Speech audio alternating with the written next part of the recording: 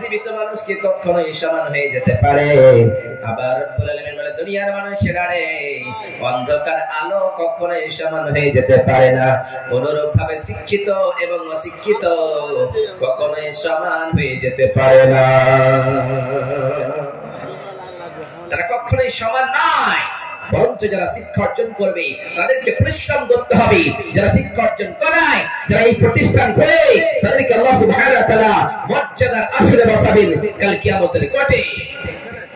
যেরকম আমাদের হাফিজ কারি ফজিলাতুল শাইখ জনাব মাওলানা রমজান আলী সাহেব, তিনি একটা এত সুন্দর করে আপনাদের গোদাসিমল এলাকায় মাদ্রাসা খুলেছে। আপনারা যেই যাই বলেন না কেন, কিন্তু আল্লাহর কাছে সেই লোকটা হচ্ছে সম্মানিত। যারা এইরকম প্রতিষ্ঠানগুলিকে চালায়, তাদেরকে কষ্টটা কতটুকু রয়েছে আপনি বুঝতে পারবেন না।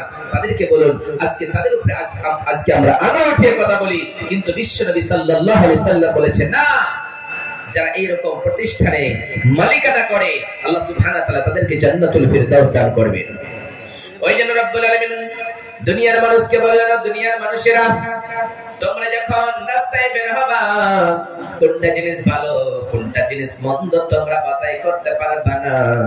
যদি তোমরা শিক্ষা অর্জন করো, জ্ঞান অর্জন করো, তাহলে ভালো আর মন্দর ভিতরে পার্থক্য করে নিতে পারবা।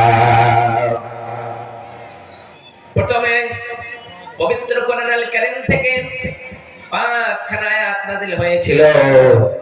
তার মধ্যে প্রথম নম্বরে বিশ্বনবী সাল্লাল্লাহু আলাইহি সাল্লাম যখন গারে হিরাতে বসে বসে আল্লাহর ধ্যানে ছিলেন, বিশ্বনবী যখন আল্লাহর ধ্যানে আল্লাহর ইবাদতে মগ্ন হয়ে গারে হিরাতে বসে বসে যখন বিশ্বনবী সাল্লাল্লাহু আলাইহি সাল্লাম আল্লাহরে ডাকতেছিলেন,